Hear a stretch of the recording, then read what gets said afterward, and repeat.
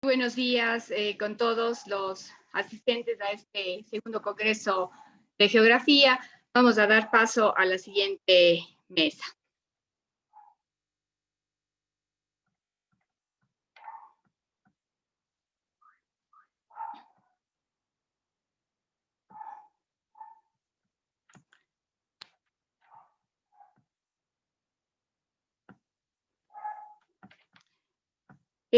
Dani.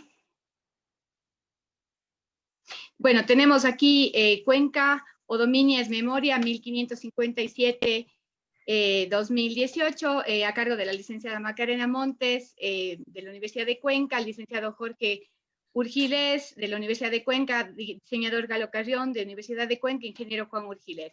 Les recuerdo, por favor, que tienen 7 minutos para su ponencia. Adelante. Listo, buenos días. Mi nombre es Galo Carrión, soy miembro del equipo que sigue trabajando en el proyecto Cuenca Odomías y Memoria, que es un proyecto ganador de la convocatoria de los proyectos de la DIUC, de la última convocatoria.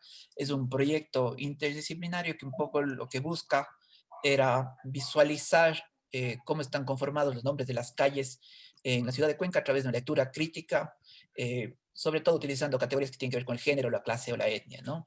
El proceso básicamente ha sido un proceso, en la primera parte, un proceso metodológico, histórico y etnográfico, y dentro de los objetivos es importante para nosotros que queríamos visualizar de varias formas este análisis que se ha realizado, ¿no? En una segunda parte del proyecto, los objetivos también tienen que ver con diseñar un plan de políticas y recomendaciones para la Comisión de Calles.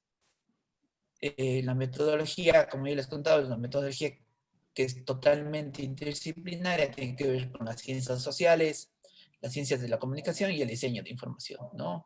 La primera parte es un análisis crítico histórico desde la perspectiva de género y sobre todo el análisis de mucha información que está en el municipio, ¿no? De cómo se nombraron las calles, cómo se han ido nombrando las calles de la cuenca y cómo ha trabajado la Comisión de Calles, ¿no?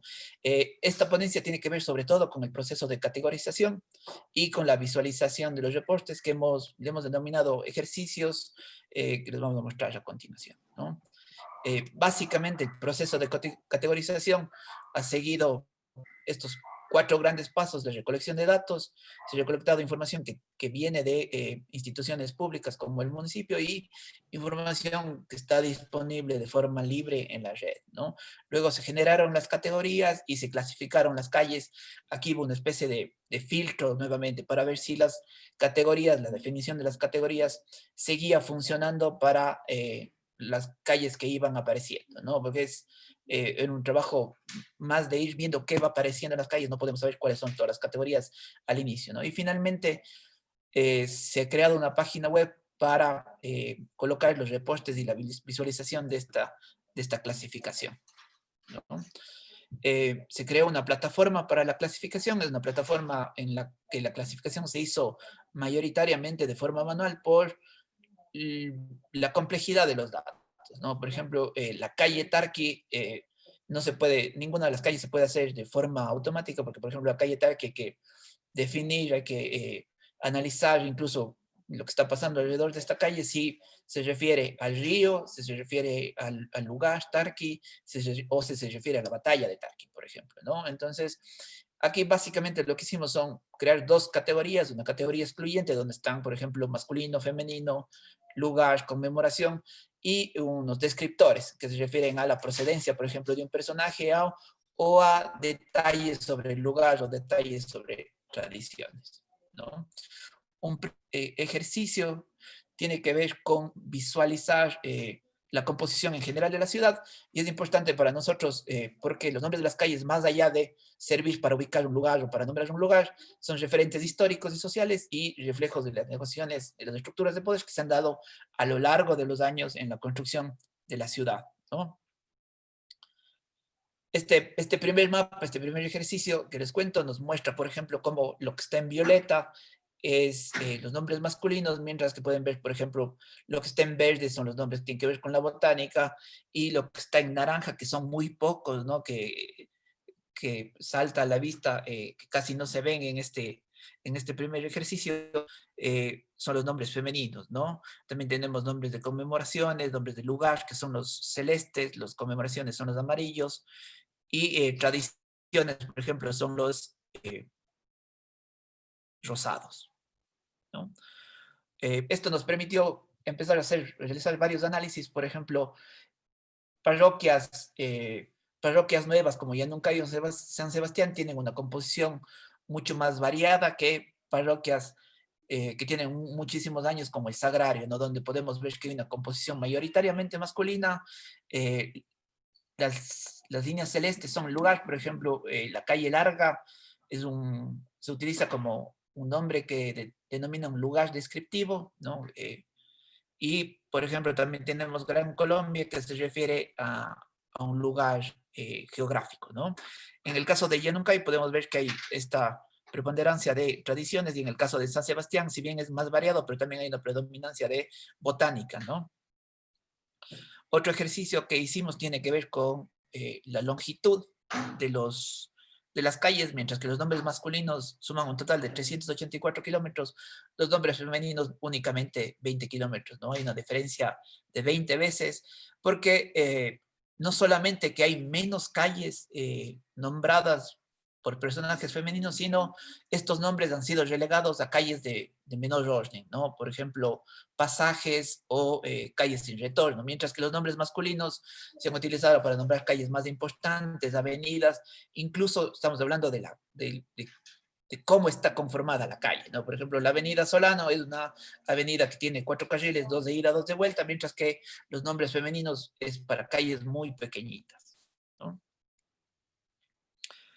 En la plataforma, en la página web, se puede ver toda esta información.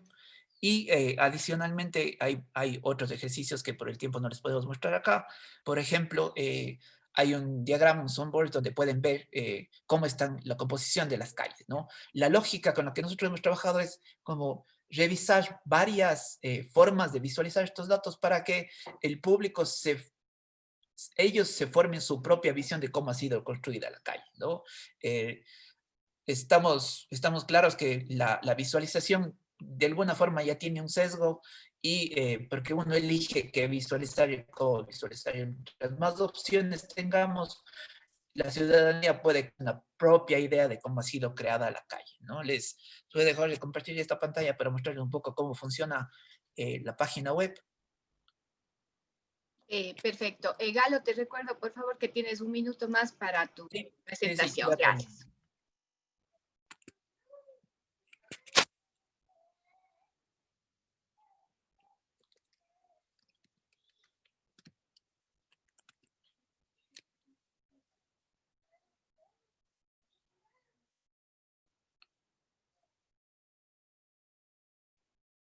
Ya. No sé si están viendo ahí ya.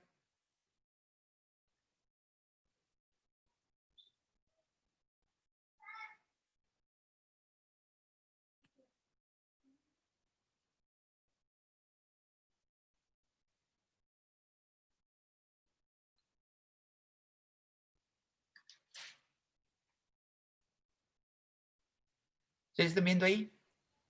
Entonces, Sí, Galo. ustedes pueden interactuar con la información y ver, por ejemplo, la composición de masculinos, los personajes masculinos, muchos de ellos vienen de la política, que es importante realizar estas comparaciones, mientras que los personajes femeninos, la mayoría de ellos vienen de la filantropía, no han sido nombrados por la actividad relacionada con la filantropía, lo que además nos va mostrando, ¿no? Y eso es lo que queremos de este tipo de navegación, que nos muestra cómo ciertas actividades han sido relegadas más para hombres que para mujeres, ¿no? Casi han sido bloqueadas estas actividades, ¿no?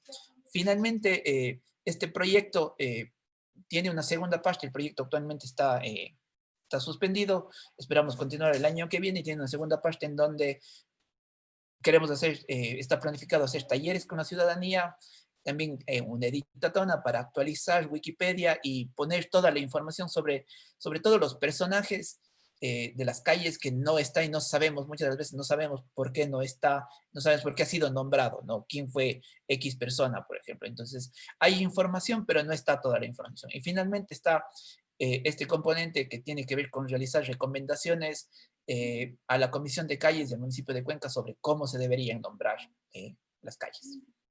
Gracias. Muchísimas gracias a Galo por esa intervención a nombre del grupo de investigación, muy interesante. Y vamos a dar paso pues a nuestra siguiente ponencia de esta mañana, de la sesión 13 de Historia, a cargo de Gustavo Adolfo Arteaga Botero, con el tema Un nuevo contexto histórico, usando dos mapas de la colonia vinculados a un fondo documental, los mapas como textos y la hermenéutica analógica como un sistema de interpretación. Perfecto, buenos días. ¿Me confirman por favor visualización y sonido? ¿Todo bien? Sí, muy Perfecto. bien. Adelante, Gustavo, 8 minutos, por favor. Claro que sí, muchísimas gracias. Bueno, yo soy Gustavo Arteaga, soy investigador y soy docente de la Universidad Javeriana Cali y la investigación que quiero presentar son unos avances de mi estudio doctoral. Pues yo quiero acá, digamos, aclarar algo, que yo estoy parado en una frontera entre la arquitectura, la geografía y la historia. Entonces, cuando yo inicio el tema de los primeros abordajes, las indagaciones, pues tengo que empezar a referir unas situaciones que tenían que ver con las fundaciones, que son los temas que a mí me estaban interesando para plantear el tema del doctorado, que tenía que ver con los patrones y con las formas en que los, digamos, poblados de herencia no europea, o sea, que acá ya estaba planteando que habían otras herencias que tenían que ver con los esclavizados y con los africanos, pues estaban dejando huellas y que en los mapas de pronto esas condiciones no me estaban apareciendo cuando yo empecé a hacer las consultas. Entonces encontré dos mapas, dos cartografías antiguas que están vinculadas, digamos, a todos los fondos documentales en los que empecé a hacer las pesquisas, eran un elemento común y me llamó mucho la atención que en esas condiciones, en plazos, digamos, de tiempo relativamente largos, pero digamos que en el proceso aparentemente son muy cortos, ya lo voy a explicar por qué, pues empezaban a aparecer muchísimos hechos que sugerían otros fenómenos. Entonces, acá claramente en estas dos cartografías ustedes pueden ver las fundaciones europeas claramente referenciadas, ya con nombres que se pueden reconocer inclusive en la actualidad. Entonces, acá en esos fenómenos, pues lo que se ve como una versión española claramente se identifica con elementos que están referenciados en la teoría, por ejemplo, la penetración andina, que Jacques April, un investigador francés, pues pudo identificar, digamos, el inicio en Cartagena, el cómo entran por el valle del río Magdalena y la condición, digamos, ya hacia Bogotá, en nuestra capital. Entonces eso aparece también otros relatos que inician también en accidentes geográficos, en hechos geográficos, el Golfo del Darién, empiezan a aparecer otras fundaciones y en las dos cartografías que yo empecé a comparar, pues vi cómo se empezaban a generar detalles. Estas cartografías, pues el ejercicio básico, sencillo, muy experimental, reitero, desde las ideas de la arquitectura y el urbanismo, fue llevar esos puntos, esos hitos, esos nodos a una reconocibles, claro está, a una cartografía actual. En esa condición, pues cuando uno empieza ya a colocar filtros de interpretación o de análisis, el tema de la minería de datos es algo que me interesa mucho, el tema de la ciencia de datos, pues empiezan a aparecer unas intensidades y unos fenómenos que se asocian con esas fundaciones y con esas, digamos, primeras poblaciones coloniales. Entonces es supremamente interesante en el mapa de la derecha, o digamos en esa elaboración ya interpretativa, cómo aparecen tres escenarios. En estos tres escenarios, pues los quiero, digamos, muy rápidamente referenciar. El que hablaba del relato español en esa condición, digamos, de penetrar por el río Magdalena, ampliamente referenciado. Tenemos claro el escenario de Cartagena de Indias, tenemos claro el puerto esclavista, tenemos clara la fundación, digamos, de Santa Fe, Bogotá, tenemos eso muy claro. Pero cuando uno ve la cartografía en los escenarios de los otros hechos, pues ve una desconexión en un momento en el proceso, en el patrón de intensidad, y empieza uno a comprender otros escenarios que aparentemente están nucleados, están, digamos, centralizados en otras condiciones culturales.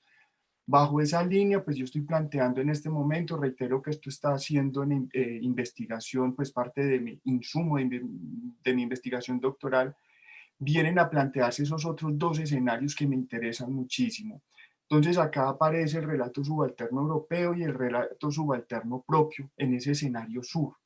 Subalterno, pues acogiéndome, digamos, a teorías de de revisión histórica que están apareciendo en los últimos años. Eso pues no voy a ampliar mucho, no hace al caso.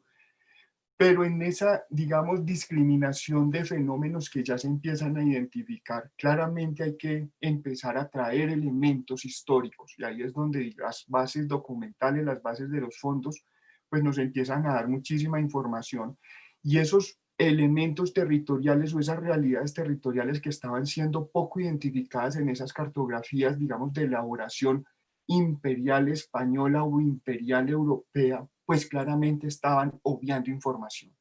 Entonces, cuando uno empieza a colocar los ojos en detalle, por ejemplo, el Istmo de Panamá, pues la actividad de la fundación de poblaciones es supremamente interesante y ya empiezan a aparecer fronteras con regiones muy específicas en Colombia. Entonces, esas fundaciones, esto ya en los fondos, digamos, de la Audiencia de Panamá, ya se empieza a identificar el cimarronaje, ya se empieza a identificar poblados portugueses de gran importancia, se empieza a referenciar, digamos, las rutas comerciales, el galeón de Manila que va hacia Asia, que no le interesaba a España que esto estuviera ocurriendo en sus narices. Entonces empiezan a entender cómo el relato se empieza a esconder. Acá, digamos, se me agota la base cartográfica y tengo que recurrir a los fondos nuevamente con la herramienta de la minería de datos, se estructuran, se hacen, digamos, archivos raíz, donde se sacan las antigüedades de los fenómenos, los hechos que se denuncian, dónde se denuncian, los actores. Y en esa condición del análisis, ya no la cartografía, sino los fondos, o sea, me tomo distancia del, del elemento cartográfico, pues aparecen dos hechos que nuevamente son coincidentes. El Panamá, el hecho traer negros esclavizados, y Mariquitas, región central colombiana, con el tema de la resistencia de los negros. Digamos que en esta otra red, pues la condición es bastante normal al relato histórico español tradicional, las crónicas, el tema del pedido de libertad, pero estos dos hechos están muy poco referenciados. Cuando se lleva a cartografía todos estos escenarios, pues claramente acá la condición de esos tres elementos vuelven a aparecer, esos tres hechos referenciados, digamos, en territorios tan desconectados, y aparece Panamá. Bajo esa condición, pues me interesó ya, esto es parte de lo que estoy analizando en este momento, el tema de la actividad minera, porque claramente se colocan referencias, esclavizados y mineras son unos fenómenos directamente relacionados, y en esa condición pues me interesa mucho que ustedes vean en la región central cómo la actividad minera define ese gran nodo de actividad, de denuncias, de pedidos asociado a Panamá más que a Cartagena, lo que es un hallazgo supremamente interesante porque da cuenta de otro relato. Y en esa condición, pues ya las cartografías y los fondos documentales empiezan a quedar cortos en términos, digamos, de unos elementos tan claros. Y ahí es donde tengo que recurrir a la hermenéutica como un elemento para extraer códigos. Y claramente acá temas de las ilustraciones que están depositadas en los fondos documentales, también en caso del Banco de la República, pues empiezan a dar elementos supremamente interesantes en términos de esas otras tradiciones que se tienen que empezar a vincular, y claramente la cartografía da las pistas, y que estos elementos que están ilustrados deben regresar a esas cartografías para poder construir esos escenarios faltantes. ¿Cuál es el escenario faltante que es de mi interés total? El tema de cómo los africanos llegan a Colombia y generan fenómenos de poblamiento paralelos de igual o mayor magnitud al español. Entonces, eso era lo que quería presentar en esta ponencia, buscando encontrar aliados en estas formas de investigar y de pronto empezar a unificar condiciones para otros territorios. Muchísimas gracias por la atención. A ti, Gustavo, muchas gracias por tu presentación tan dinámica, pues, sobre este tema muy interesante. Vamos a dar paso a nuestra siguiente intervención. Con el tema en esta sesión 13 de historia, con el tema Hacia la historicidad, arqueología y producción del espacio social de la chacra, Napo Runa, región amazónica ecuatoriana, a cargo de Karen Estefanía Toledo Díaz. Karen, adelante, bienvenida. Tienes 8 minutos para tu intervención. Muchas gracias, buenos días con todos y todas. Asimismo, yo voy a presentar esta investigación que corresponde hacia la historicidad, arqueología y producción del espacio de la chacra en el caso de los Napo Runas. Bueno, es preciso mencionar que esta investigación parte de mi proyecto de maestría de antropología visual. Y mi objetivo con esta presentación es explorar la producción social del espacio de la chacra en relación a las unidades domésticas agrícolas de los cacicazgos de los Quijos, pueblos originarios prehispánicos. Y lo que me interesa son 3 momentos: las transformaciones, permanencias y resistencias culturales de este espacio, de esta producción del espacio social de la chacra. En ese sentido, yo tengo como espacio de estudio la Asociación Callari, que está ubicada en Tena, dentro de la provincia de Napo. Esta asociación trabaja con productores y productoras agrícolas que están dedicados al cultivo del cacao, de la guayusa y de la vainilla, y sobre todo su trabajo radica en el espacio de la chacra. Esta asociación Callari está comprendida por 21 comunidades, por 352 familias productoras y están ubicadas en 5 parroquias del Cantón Tena. Para fines de esta investigación, yo tomé algunas de esas comunidades, entre ellas Talac, Venecia, Pumibocana, Atacapi, Zapallo, 5 de noviembre y Aguana. Lo que yo realicé con estos productores y productoras agrícolas fue una película documental etnográfica titulada Huasi Chacra, a través también de una etnografía audiovisual. Bueno, en ese sentido, entonces, lo que yo planteo es, a partir de esta pregunta, cómo a partir de la chacra se configura un espacio social de transformaciones, permanencias y resistencias culturales para los productores naporrunas pertenecientes a la Asociación Callari. Y cuando me planteo esta problemática, comienzo a tratar en mi proyecto de estudio las transiciones en los modelos agrícolas, y entonces me interesa estudiar la economía y el modelo agrícola prehispánico con los pueblos originarios de los Quijos. Esto me permite comprender las transiciones que ha tenido este espacio o estas unidades domésticas agrícolas. En ese sentido, con el modelo agrícola prehispánico, parto de la producción agrícola en pueblos precolombinos desde las unidades domésticas que eran trabajados, vividos y resistidos por los Quijos desde los centros cacicales o centros poblacionales que se denominaban. Cuando llega la conquista con los españoles, ya comienza a haber una razón económica colonial y, por supuesto, el modelo agrícola cambia. Se coloniza y después, como sabemos, en la historia amazónica, pues vienen algunos modos de producción, como la encomienda, la hacienda. Después vendrá la reforma agraria, etcétera, y todo esto va significando estas transiciones del modelo agrícola. Es importante recordar que para los años 70, 80 se comienzan a formar algunas comunas, algunas asociaciones, cooperativas en la provincia de Napo hacia desarrollar procesos de reidentidades culturales y modernización del agro y modernización también de sus comunidades. En 2003 nace esta asociación Callari, y entonces muchos productores agrícolas se asocian para poder trabajar desde este espacio de la chacra hacia los mercados externos, internacionales. Hay que recordar que en los últimos 50 años el territorio amazónico, si bien ha tenido un gran crecimiento poblacional, también una expansión agrícola y de expropiaciones territoriales.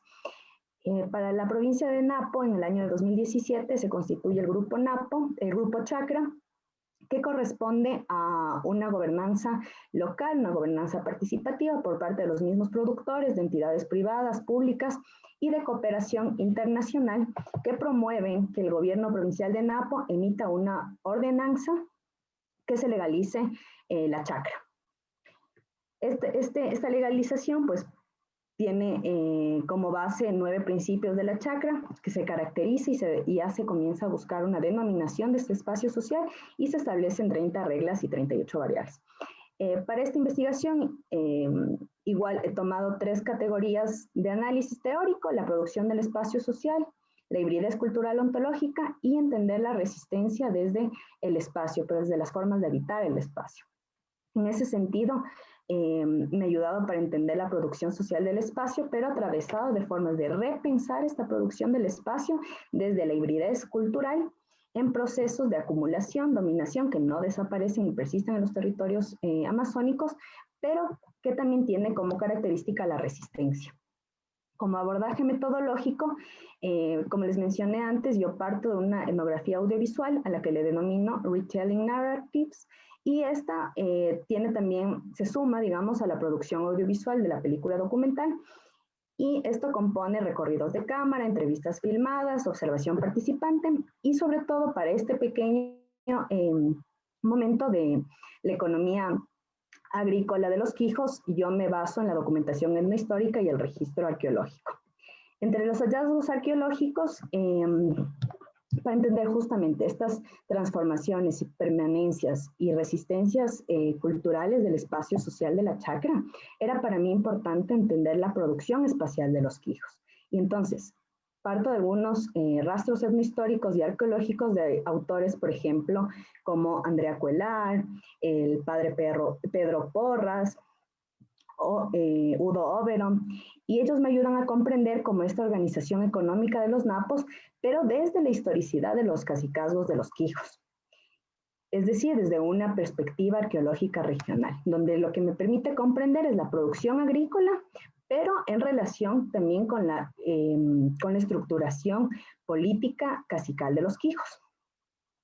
Para esta investigación lo que se hace es analizar los patrones de asentamiento, cuáles eran los patrones de asentamiento típicos de los Quijos, los de producción y consumo agrícola y la historia demográfica.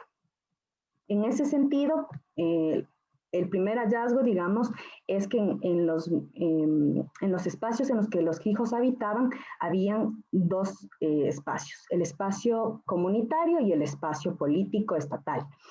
En el espacio comunitario existían las unidades domésticas agrícolas que estaban bajo un sentido de autosuficiencia en materia de producción agrícola. El periodo en el que yo analizo es el periodo tardío, un periodo que se caracteriza porque aparecen los centros cacicazles, de característica que eran dispersos, tenían un carácter nucleado, y estas unidades domésticas, más allá de ser un sustento agrícola, de beneficiar y de proveer a la comunidad, lo que tenía de característica principal era que estaba basado en redes de parentesco. Entonces, cuando llegan los españoles, si bien no se eliminan todas las formas de organización económica y social, pero sí muchos grupos cacicazles comenzaron a cuidar lealtades con la corona, y entonces muchos espacios se vieron dominados y se implementó un modelo mercantil que esto avisoraba pues después los estados coloniales que vivimos. En ese sentido, el intercambio de los Quijos, el intercambio agrícola comunitario no era vertical, sino más bien de carácter horizontal, puesto que existían alianzas y relaciones de parentesco. Ahora bien, estas unidades domésticas agrícolas, una de las mayores características es su autosuficiencia en relación a la producción agrícola. Al parecer, los intercambios eran de tipo familiar, como mencioné anteriormente, y el estudio arqueológico lo que demuestra es que no existían intercambios políticos ni regionales de comercio, sino que todo se manejaba bajo una economía local. Entonces, estas unidades domésticas lo que administraban era lo doméstico, la subsistencia agrícola doméstica, y por otro lado, la producción agrícola para el ámbito político comunitario. Sin embargo, en el caso, cuando llegan también los incas y los quijos, no se evidencia en ese momento un control de la tierra hacia una expansión de acumulación económica, sino más bien la lógica cultural del imperio se basó en la redistribución de la gente, más no en las cosas. Entonces, estas unidades domésticas agrícolas lo que reflejan es una economía agraria, pero sobre todo nos permite comprender el complejo contexto social y político y comunitario que vivían los quijos. En ese sentido, lo que yo planteo es una relación entre el modelo económico agrícola de los cacicazgos quijos y el sistema ancestral agrícola de los naporrunas. Y encuentro algunas similitudes. Si bien las unidades domésticas de los quijos eran unidades productivas, mayoritariamente autónomas, de valor cultural, que resaltaba la presencia de unas instituciones sociales y políticas, pero que estas instituciones sabían redistribuir los recursos agrícolas hacia la vida alimentaria, ecológica y social. En ese sentido, la economía agraria diversificada de los quijos fue posible por varios elementos. Uno de ellos es, por ejemplo, el asentamiento, la ocupación sedentaria, las unidades domésticas individuales agrícolas, las terrazas agrícolas, en intercambio y alianzas de parentesco. Y por otro lado, la chacra quichua, en cambio, es un sistema de policultivo de producción agrícola que asegura la soberanía alimentaria, los ingresos económicos de las familias actualmente naporrunas, pero sobre todo está arraigada desde la reciprocidad. Ahora bien, estos dos permiten ver... Por favor, ya estamos sobre el tiempo. Ok, ya, como último solo me gustaría mencionar que estos dos sistemas lo que tienen en común es la persistencia de un espacio que, si bien ha sido producido, históricamente racializado y subordinado, habita en el seno familiar, en los sentidos de comunidad, y sobre todo son autónomos y autosuficientes, y entrelazan la vida doméstica y mercantil. Muchas gracias. Muchísimas gracias a ti por tu intervención, Karen, con este interesante tema que tiene varios elementos y varias categorías que estás cruzando. Vamos a dar paso a la siguiente presentación, a la siguiente ponencia.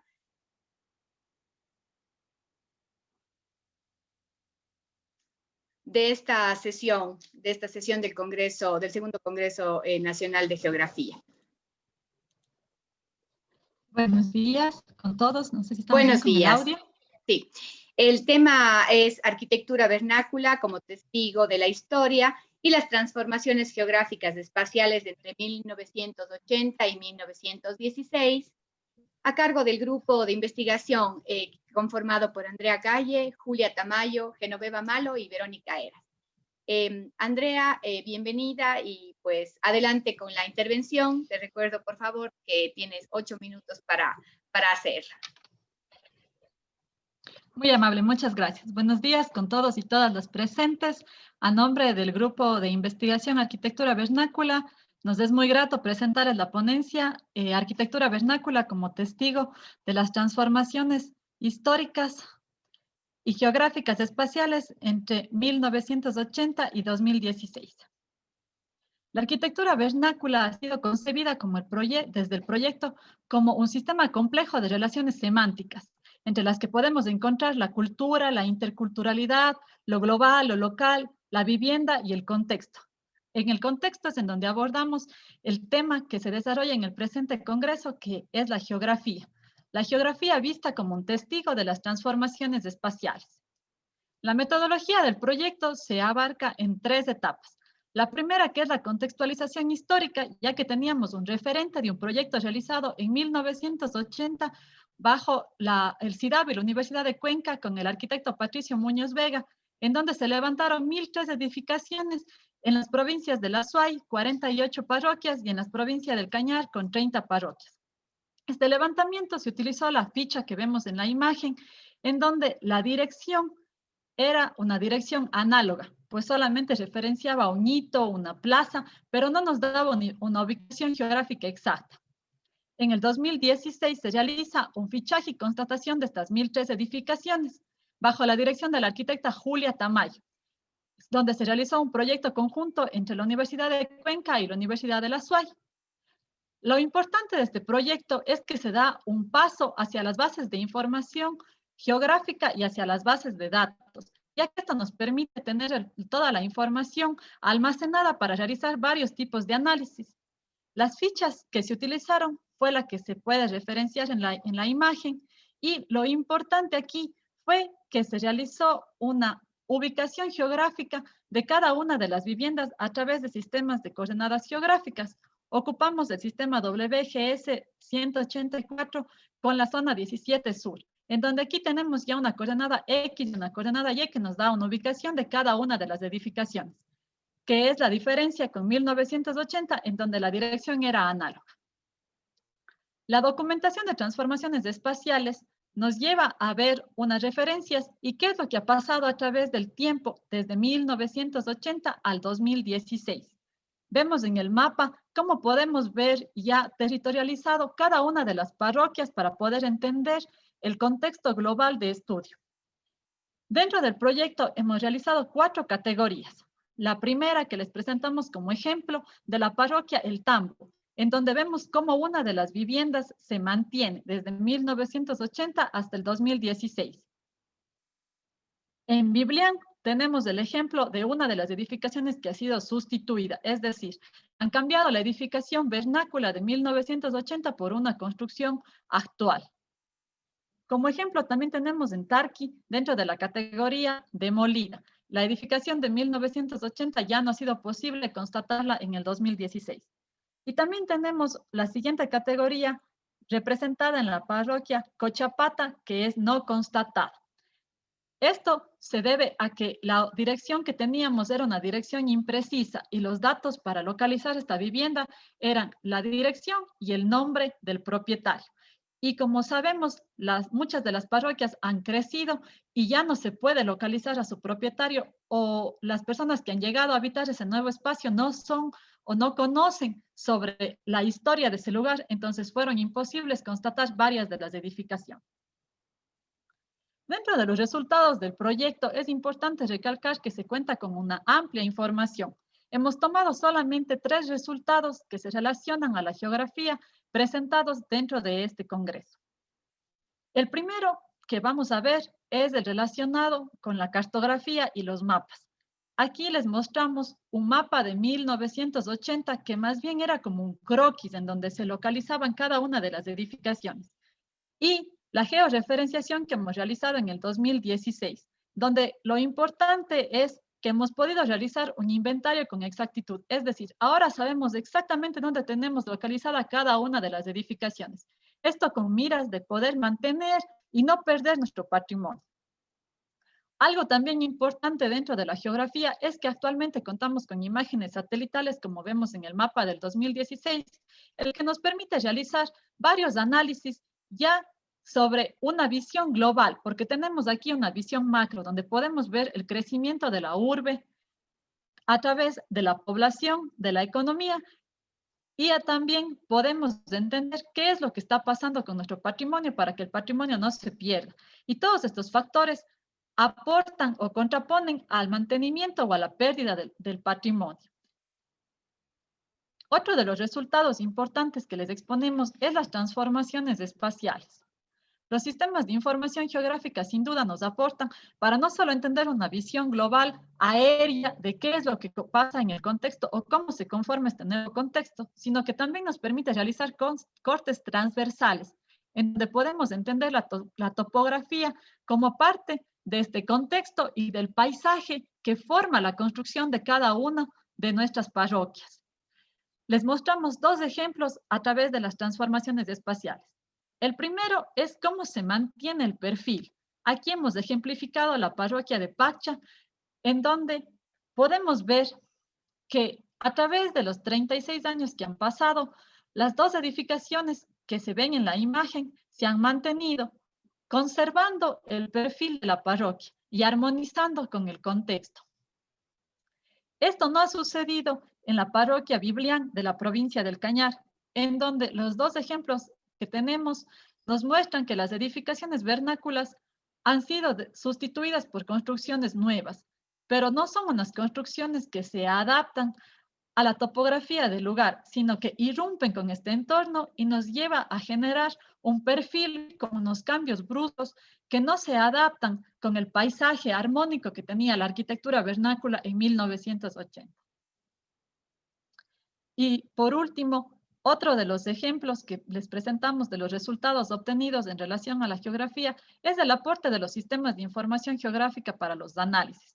Pues sin duda, los sistemas de información nos permiten realizar un sinfín de análisis en relación a todo el material que se cuenta con el proyecto. El que les presentamos está relacionado con la influencia de la temperatura dentro del sistema constructivo, pues al contar con los shapes de temperatura, tanto de isotermas como de isoyetas, tenemos que la temperatura, por ejemplo, de la parroquia San Bartolomé oscila entre los 8 y los 12 grados centígrados, en donde esto nos aporta para generar una infografía del sistema constructivo que podemos entender que los muros son de adobe, los pisos son de tierra, la cubierta de teja y los paramentos de revoque. Aquí tenemos un ejemplo de una vivienda de San Bartolomé, donde se observa que la construcción es como hermética, pues por la temperatura que se tiene, la construcción debe de mantener el calor que absorbe durante el día para que éste sea difundido por la noche creando así un ambiente confortable para los habitantes de esta vivienda. Esto muy diferente a lo que sucede en la parroquia de La Troncal, en donde la temperatura varía entre los 22 y los 26 grados centígrados, generando así una infografía donde los muros tenemos que son principalmente de caña, el piso de madera, la cubierta de zinc y no existen paramentos. Aquí vemos cómo la vivienda presenta una estructura más libre que permite una ventilación cruzada, pues la temperatura es alta y se necesita también tener un ambiente confortable para los habitantes. Aquí les presentamos dos ejemplos que se contraponen, pero que todos responden a factores como son la temperatura. Este tipo de análisis lo podemos realizar ya que podemos entender qué es lo que sucede con la temperatura a través del sistema de información geográfica. Como reflexión final, les vamos a dejar, les hemos compartido 3 pautas. La primera, la geografía y los sistemas de información geográfica, que como les he venido insistiendo, ha sido un aporte y un avance trascendental para el proyecto, ya que hemos podido gestionar un inventario que nos da una ubicación geográfica y que nos aporta con una visión macro para un análisis de varios factores y así abrir nuestros horizontes para poder entender y comprender qué es lo que sucede con el patrimonio. Y pues los sistemas de información geográfica nos aportan a generar un sinfín de análisis como son las transformaciones espaciales, la temperatura, análisis de población, análisis de tipologías espaciales. Es importante también recalcar que el proyecto ha generado una vasta información para que gestores como el Instituto Nacional de Patrimonio Cultural o los gobiernos autónomos descentralizados de las parroquias y de las provincias puedan apoyarse en esta información para la toma de decisiones en políticas de conservación del patrimonio. Y finalmente, les hacemos como una cordial invitación como proyecto de arquitectura vernácula a que próximamente nos acompañen al lanzamiento del Atlas, que es la recopilación de las 78 parroquias en donde tenemos diagramado a través de infografías toda la información que hemos podido recabar desde el 1980 hasta el 2016. Sin duda, esta información creemos que puede ser de bastante aporte, no solo para la investigación dentro de las universidades, sino también para los gestores, como les comentaba anteriormente. Muchísimas gracias a todos por su atención. A nombre de la persona que les habla, Andrea Calle, nuestra directora del proyecto, Julia Tamayo, y también nuestros equipos de investigación, Genoveva Malo y Verónica Eras. Muchas gracias. Bueno, muchísimas gracias a Andrea. Como ella bien mencionaba, como representante del grupo de investigación de arquitectura vernácula, ¿no? Con esta última intervención y después de felicitar a los 4 participantes, que 2 de ellos representaron a un grupo de investigación y otras 2 profesionales de manera personal, vamos a dar paso a las preguntas, ¿no? Entonces, la primera pregunta que hemos registrado es para Karen Toledo y de Paola Borja, que dice: ¿cómo aporta el producto audiovisual para las comunidades productoras de la chacra quichua? Karen, por favor. Muchas gracias. Bueno, en relación a la pregunta, primero, bueno, mencionarles que fue de mucha importancia haber tomado el caso de la Asociación Callari, porque me permitía como trabajar con los productores agrícolas de manera más cercana a la chacra. Y entonces, tener toda la experiencia audiovisual, de caminar junto con ellos con la cámara, todo el trabajo de campo, que fueron 12 semanas, permitió que esta realización audiovisual sea un producto dialógico, sea un producto narrativo, que retrate justamente este espacio que ha resistido y que sobre todo tiene por característica la continuidad histórica de esas unidades domésticas agrícolas de las que yo les hablaba sobre los quijos. Justamente vemos esas transiciones, esas transformaciones, pero también que este espacio de la chacra, y lo vemos visualmente a través del documental, ha persistido. Y es un elemento importante para la reproducción de la vida social de los pueblos naporrunas. Muchas gracias. Muchísimas gracias, Karen, por tu respuesta. Tenemos otra pregunta y en primer lugar una felicitación. Dice: felicitaciones a todos los expositores de parte de Omar Delgado. La pregunta para Gustavo: ¿cuáles son las primeras aproximaciones que identifica la investigación referidas al año en la que existe mayor presencia de comunidades afro? Y continúa, en ese nuevo contexto histórico, desde mapas coloniales, ha permitido ratificar la riqueza de recursos minerales de la región estudiada. Damos paso, por favor, a Gustavo.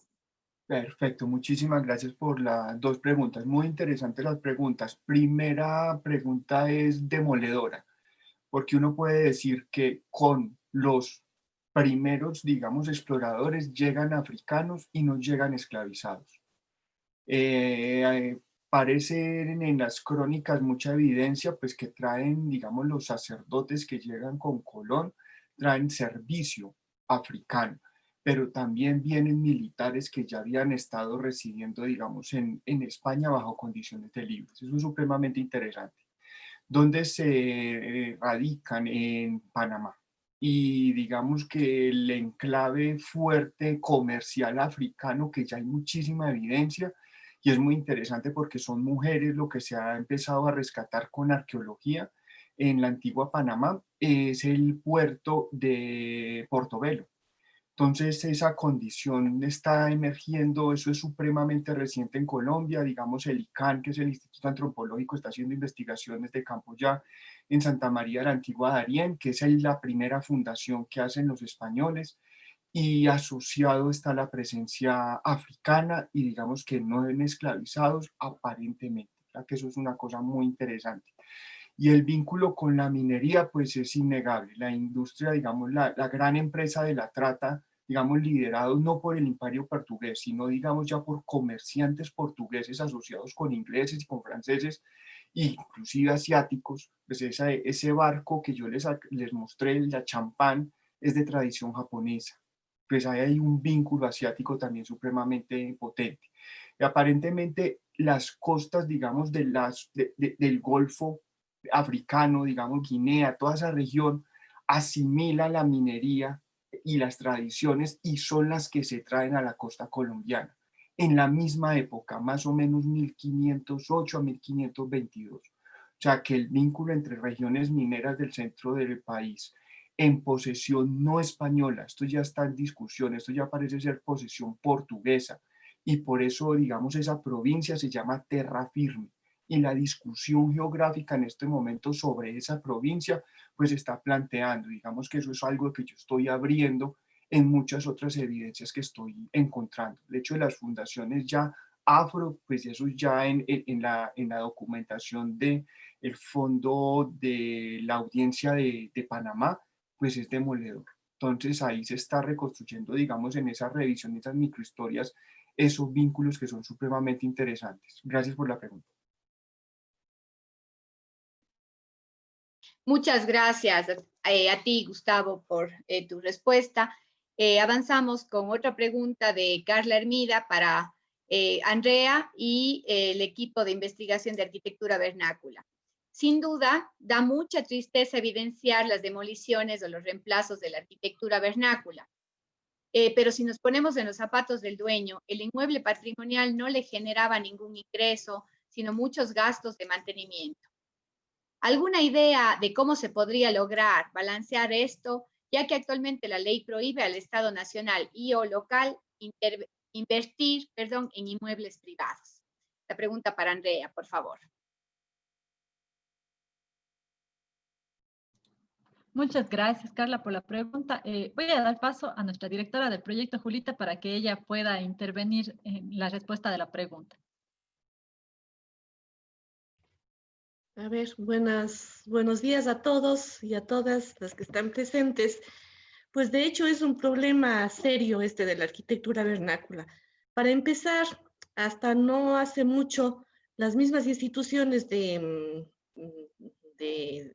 crédito, como el BIES, no daba crédito o no concedía, no sé cómo es ahorita, pero no concedía crédito a las edificaciones de construcción en tierra.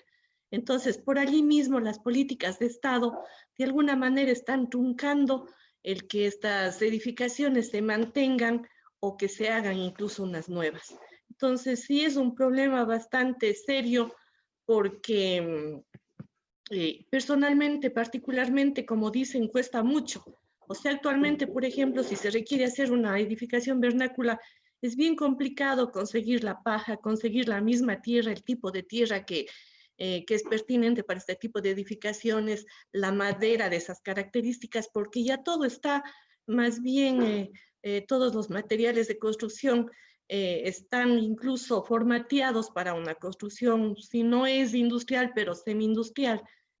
Es complicado mantener mientras no se tenga el apoyo estatal o de otras organizaciones, particularmente contradictoriamente una arquitectura vernácula o en tierra antes eran edificaciones o incluso ahora que son sinónimo de gente que no tiene recursos, más bien de la pobreza, pero si ahora se pretendiera hacer una edificación de ese tipo, es todo lo contrario.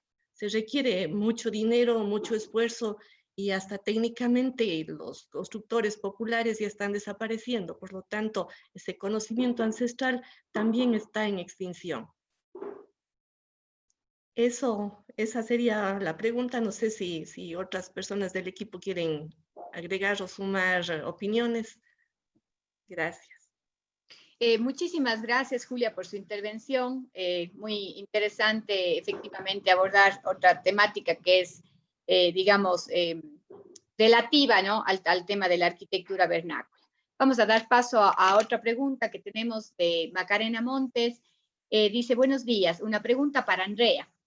Toda la información recopilada empata de alguna forma con las fichas del Sistema Nacional de Inventario CIPSE, que se realizó en el 2016, llamadas ABACO, del Instituto Nacional de Patrimonio Cultural. Perdonen, es una pregunta. Está preguntando si es que coinciden ese fichaje, digamos, del inventario con la información recopilada en su proyecto. Adelante, Andrea. Ya. Muchas gracias por la pregunta. Puedo decir acerca de la pregunta que en relación a la localización de las edificaciones del 2016 fueron levantadas en base a todas las edificaciones que constataron en 1980. Entonces, esas fueron las edificaciones que se levantaron en el proyecto. Y luego, a relación de la información, para la información del 2016, sí revisamos las fichas del INPC para ver que la información que levantemos sea adicional a la que se tenía en 1980 para que sí sea un aporte a los GATS, para que se pueda empatar esta información con la información del INPC. No sé, igual si es que alguna otra persona de nuestro equipo quiere aportar con algo más, también queda abierta para que se pueda dar ese aporte.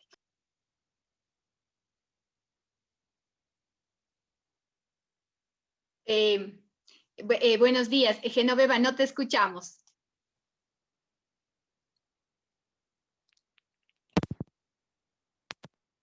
Me parece que Genoveva Amalo va a intervenir. Vamos a escuchar su respuesta. Parece que hubo alguna dificultad con el audífono. ¿Se escucha este momento? Perfectamente. Adelante, Genoveva, por favor. Nada, yo quiero decir que complementando las dos respuestas de Julita y de Andrea, pues en ese sentido va también la investigación de aportar y de contribuir a la generación de política pública, de reconocimiento y también de valoración. Por eso también la investigación tiene este enfoque de valoración. Toda la información ha sido también trabajada en talleres con las comunidades y es increíble ver cómo, al respecto de lo que decía Julita, todo el valor que tiene, tanto económico, constructivo, pero también expresivo y afectivo, lo reconoce la comunidad. En algunos talleres, cuando se trabajaba con la comunidad, pues al identificar qué es un hogar, pues enseguida el perfil, la expresión que la gente caracteriza con la vivienda es la de una vivienda vernácula.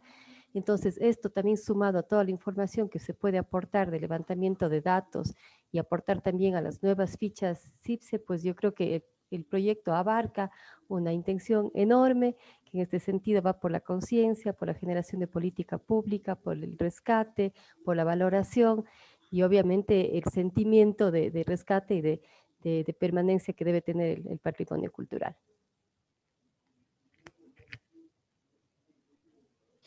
Damos nuevamente las gracias primero a Genoveva por su intervención y a los participantes. Tengo unos 2 minutitos para resaltar el hecho de que, pues, como dije, 2 de las intervenciones se corresponden o responden a proyectos de investigación con un alcance mucho mayor Y en ese sentido, pues, el mostrarnos aquellos avances, aquellos resultados que en muchos casos son relativos y que son parte de un proceso más amplio, da cuenta del trabajo investigativo tan importante que se realiza. E igualmente, tanto en el caso de Karen y de Gustavo, o de Gustavo y Karen, para ir en orden de intervención, son proyectos también de investigación que pueden ser en solitario, pero que interesa mucho ver la enorme, o más bien la posibilidad de incorporar categorías de análisis, el uso de herramientas y esa vinculación, ¿no? Interdisciplinar entre, pues, en este caso, la geografía, que es nuestro tema macro, pero como ahí se pueden ir abordando los otros elementos tan importantes. Así que agradecerles mucho, e igualmente al público, a las interesantes preguntas que permiten siempre ampliar algunas cosas que se quedan fuera, y pues adelante a los investigadores con sus temas y con sus aportes significativos. Muchísimas gracias a todos. Muchísimas gracias. Saludos a todos. Gracias.